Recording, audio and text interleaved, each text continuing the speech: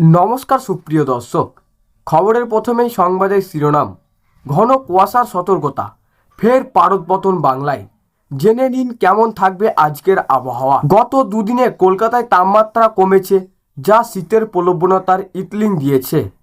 হাওয়া অফিস জানাচ্ছে রাজ্যের বৃষ্টির সম্ভাবনা না থাকলেও দক্ষিণ ও উত্তরবঙ্গের একাধিক জেলায় সকালের দিকে কুয়াশা থাকবে।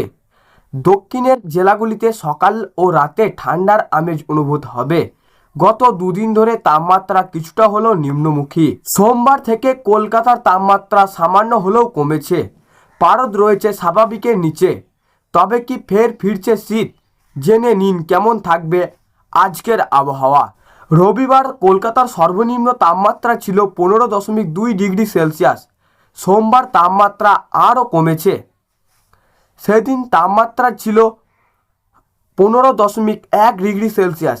আজ আবার তাপমাত্রা থাকবে সর্বোচ্চ 28 ডিগ্রি সেলসিয়াস আর সর্বনিম্ন তাপমাত্রা 16 ডিগ্রি সেলসিয়াস।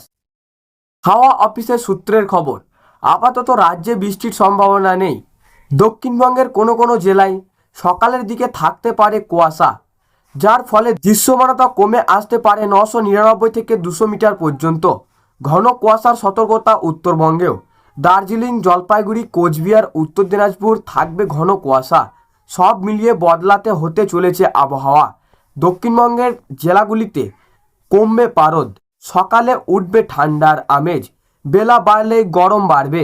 তেমনই রাতের দিকে ফের অনুভূতি হবে ঠান্ডার আমেজ। তো সুপ্রিয় দর্শক, এই ছিল আজকের আবহাওয়া খবর।